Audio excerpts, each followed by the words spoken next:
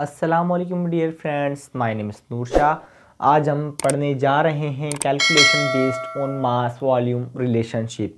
इससे पहले हमने मास का रिलेशनशिप पढ़ा था।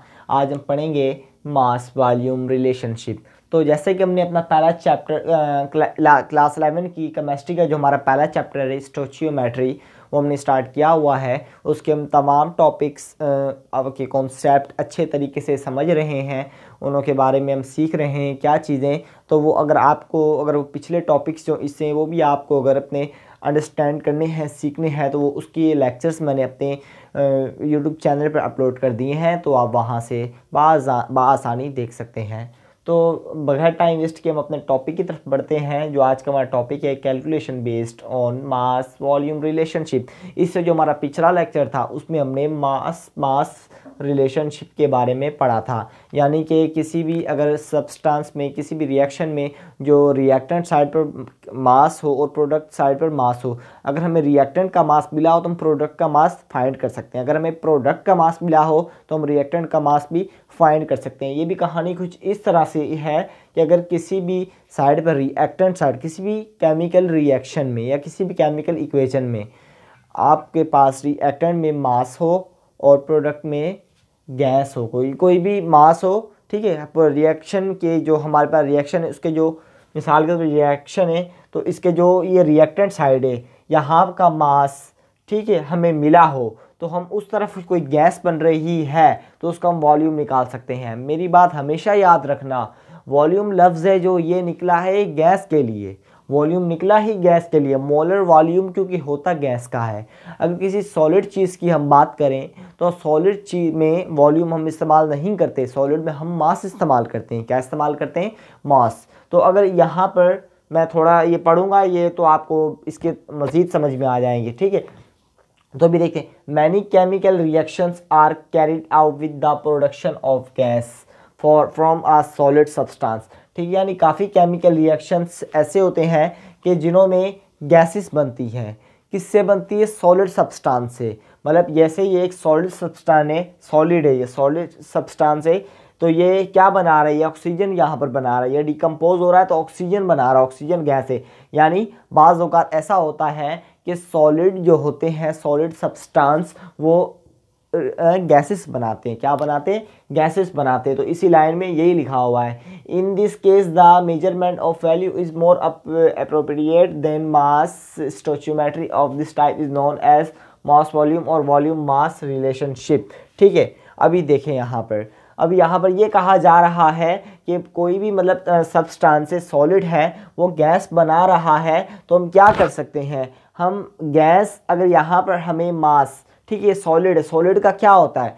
सॉलिड का मोलर मास होता है। अगर यहाँ पर हमें मास गिवन हो तो दूसरी तरफ हमारे पास क्या होगा? गैस में उसका वॉल्यूम होगा, ठीक है। तो यानी ये मास होगा यहाँ पर सॉलिड का, यहाँ पर गैस का वॉल्यूम होगा। तो हम कह सकते हैं कि ये मास और वॉल्यूम रिलेशनशिप है, मास और वॉल्यूम रिलेशनशिप है, या फिर वॉल्यूम और मास या आपस में रिलेशनशिप है। इससे ऐसे है कि अगर हमारे पास कोई भी मास मालूम हो, किसी भी सॉलिड का हमारे पास मास मालूम हो, हम उसके मास के ज़रिए हम जो हमारे पास प्रोडक्ट साइड पर, ये रिएक्टेंट में अगर हमारे पास कोई मास है किसी भी सॉलिड का दिया गया है, ठीक है, तो हम जो प्रोडक्ट में हमारे पास गैस बन रही होगी, हम उस मास की मदद से उसका हम मोलर वॉल्यूम निकाल लेंगे या उसका वॉल्यूम निकाल सकेंगे। ये लाइन यही बता रही है, ठीक है। मैंने थोड़ा इसको यहाँ पर वाज़ह तौर पर बता दिया। तो आई होप कि ये चीज़ आपको समझ में आ गई होगी। तो अभी हम बढ़ते हैं एग्जाम्पल 1.5 की तरफ। तो एग्जाम्पल 1.5 हमें क्या कह रही है? 49 gram of solid potassium chloride, ठीक है, क्लोरेट, ठीक है। 49 ग्राम है हमारे पास पोटाशियम क्लोरेट का, ठीक है। ये इसका फार्मूला KCl, ये रहा KClO3 on heating decompose completely to potassium chloride with the liberation of oxygen gas O2, determine the volume of oxygen gas O2 liberated at STP। तो हमें ये कहा जा रहा है कि हमें 49 ग्राम मिले हैं पोटाशियम क्लोरेट के इसके KClO3, ठीक है, इसके कितने में मिला है 49 ग्राम मिले हैं, ठीक है। और इसमें ये बताया गया कि मतलब ये पोटाशियम क्लोरेट जब डिकम्पोज होती है, यानी जब हम इसको हीट करेंगे, पोटाशियम क्लोरेट को जब हम हीट करेंगे तो ये टूट जाएगा पोटाशियम क्लोराइड में और ऑक्सीजन में। इसमें पोटाशियम क्लोराइड और ऑक्सीजन में टूट जाएगा, ठीक है। यानी इसकी जब डिकम्पोजिंग करेंगे, जब इसको हीट देंगे तो ये दो सब्सटेंस के अंदर ब्रेक डाउन हो जाएगा, ठीक है। तो अभी ये बताया जा रहा है कि हमें 49 ग्राम अगर हमारे पास पोटाशियम क्लोरेट हो तो फिर उससे जो बनने वाला ऑक्सीजन होगा वो कितना होगा, ऑक्सीजन का कितना वॉल्यूम होगा। तो ये चीज़ हम आज की इस न्यूमेरिकल के अंदर, आज की इस एग्जाम्पल के अंदर सीखेंगे। और ये सारा काम कहाँ पर हो रहा है, ये सारा काम STP स्टैंडर्ड टेम्परेचर प्रेशर, मैंने पिछले भी अपने लेक्चर में बताया था कि वॉल्यूम वाला जो गैस वाला ये सारा सिलसिला है, ये गैस का रिएक्शन में हो रहा है या गैस बन रही है, ये सारा होता है स्टैंडर्ड टेम्परेचर प्रेशर पर।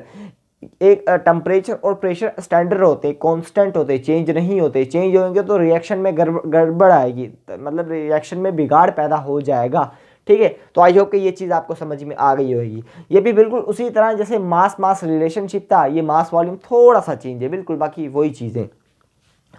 तो जैसे हमने मास रिलेशनशिप में इनों के हमने, क्योंकि हमने इसका और इससे वास्ता में, ये पोटाशियम क्लोराइड से नहीं है, पोटाशियम क्लोराइड के बारे में नहीं हमें कोई डेटा दिया गया, ना पूछा गया उसके बारे में कुछ। हमें कहा कि 49 ग्राम अगर हमारे पास पोटाशियम क्लोरेट हमारे पास 49 ग्राम हो तो हमारे पास ऑक्सीजन कितना बनेगा STP पर, ठीक है। तो हमें इन दोनों से हमने लेना देना, ठीक है, इससे हमारा कोई लेना देना नहीं है, ठीक है। तो हमने जैसे मास रिलेशनशिप के अंदर हमने मोलर मास निकाला था पहले, हम यहाँ पर भी पहले दोनों के मोलर मास निकालेंगे। तो अभी ये निकालते हैं भाई इनों के मोलर मास, थोड़ा सा हार्ड लग रहा है लेकिन निकाल लेंगे हम। पोटाशियम का कितना होता है, पोटाशियम का होता है मास 39, ठीक है, प्लस कर दें क्लोरीन का कितना होता है 35.5, ठीक है। ऑक्सीजन का होता है 8, ऑक्सीजन 16, ठीक है, उसका होता है 16 को आप 3 से मल्टीप्लाई करेंगे, क्या होगा 16 32 48, ठीक है, 48, ठीक है, हाँ 48 हो गया। अभी ये क्या है, ये 2 सबसे मल्टीप्लाई कर रहा है, 2 सबसे मल्टीप्लाई कर रहा है। तो जब हम पहले इन सबको प्लस कर देते हैं, फिर इस 2 को सबसे मल्टीप्लाई करा देंगे, हमारा इसका मोलर मास निकल आएगा। तो मैं कैलकुलेटर ले लेता हूँ। तो कहाँ है भाई हमारा कैलकुलेटर, क्या एक तो मिलता नहीं है, कहाँ है, सर्च कर लेता हूँ, ऐप्स बहुत है मेरे पास। ये आ गया हमारे पास कैलकुलेटर, ठीक है। तो अभी हम क्या करेंगे, देखिए 39 प्लस 35.5 प्लस 48, ठीक है, आया हमारे पास 122.5, ठीक है। जब हम इसको 2 से मल्टीप्लाई करेंगे, 2 मल्टीप्लाई 122.5, हमारे पास आंसर आया 245। क्या आंसर आया 245, यानी हमने इसका जो मोलर मास निकाला कितना है 245, हमने इसका मास निकाल लिया, मोलर मास 245, ठीक है। चलो ये चीज़ समझ में आ गई। अभी क्या, अभी हमने ऑक्सीजन को छेड़ना है, इसको पोटाशियम क्लोराइड से हमारा कोई लेना देना नहीं है। तो फिर इसका मैंने आपको अपने वॉल्यूम वाले इससे एक लेक्चर छोड़ के उससे पिछला लेक्चर था, उसमें मैंने आपको समझाया था कि मतलब जो ऑक्सीजन होता है, ऑक्सीजन का 1 मोल किसके बराबर होता है, कितने वॉल्यूम के बराबर, स्टैंडर्ड टेम्परेचर प्रेशर पे STP पर, ठीक है। मतलब ऑक्सीजन का 1 मोल कितने वॉल्यूम के बराबर होता है, ऑक्सीजन का 1 मोल होता है 22.4 DM क्यूब, 22.4 DM क्यूब के बराबर इतना वॉल्यूम होता है किसके, ऑक्सीजन के 1 मोल में। तो ऑक्सीजन हमेशा 2 की सूरत में होता है, ये आप घबराइएगा नहीं कि 3 2 6 इसके 6 मोल हो, नहीं ऐसे नहीं करना। O2 1 मोल है, क्योंकि ऑक्सीजन एक मॉलिक्यूल है और ये O2 की सूरत में रहता है। तो यहाँ पर 3 मोल्स ये होते हैं, हमेशा ये होते हैं मोल्स, ये होते हैं, ठीक है। तो ऑक्सीजन के कितने मोल है, 3 मोल है, ठीक है। तो अभी क्या करेंगे, 22.4 को 3 से मल्टीप्लाई कर देंगे। 22.4 को जब हम 3 से मल्टीप्लाई करेंगे, 1 मोल में कितना वॉल्यूम होता है 22.4 DM क्यूब, 1 मोल के अंदर वॉल्यूम होता है। यहाँ पर 3 मोल हैं, तो 3 मोल के अंदर हम इसको 3 से मल्टीप्लाई करते हैं, 22.4 मल्टीप्लाई बाय 3, ये आ गया आपके पास 67.2 dm³।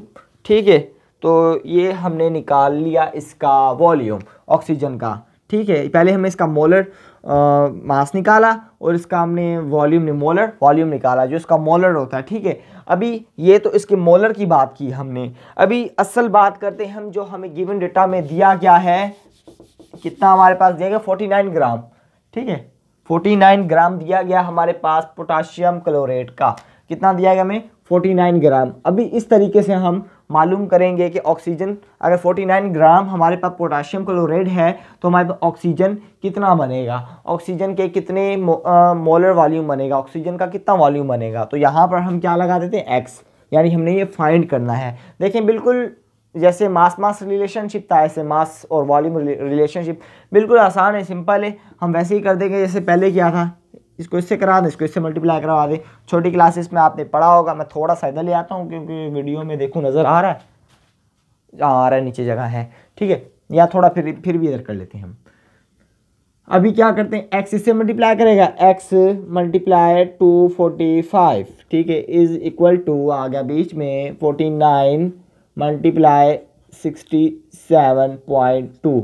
अब यहाँ पर x के साथ 245 मल्टीप्लाई हो रहा है। हमने मालूम करना है x क्या है, ऑक्सीजन का वॉल्यूम है, ऑक्सीजन का वॉल्यूम है। ठीक है, तो हमने x को अलग किया, 245 इधर मल्टीप्लाई करा था x से, इज इक्वल टू के साथ उधर जाएगा तो क्या डिवाइड में चला जाएगा। ठीक है, यानी 49 वैसा आया, 67.2 ये आपस में मल्टीप्लाई कर रहे थे और यहाँ पर ये 245 x से मल्टीप्लाई कर रहा था, इज इक्वल टू उस तरफ गया तो डिवाइड कर गया। क्या हो गया, डिवाइड हो गया। अब हम इसे कैलकुलेटर पे सॉल्व करें तो देखते हैं क्या आंसर आता है हमारे पास। वही हमारा वॉल्यूम होगा ऑक्सीजन का।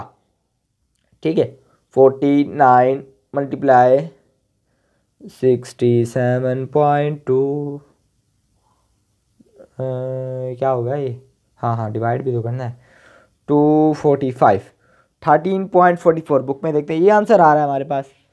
हाँ यस 13.44। ठीक है, जो हमारे पास x आया 13.44 dm³। ठीक है, dm³ वॉल्यूम का यूनिट है, dm³ क्या है, वॉल्यूम का यूनिट। तो हम यहाँ पर लिख सकते हैं कि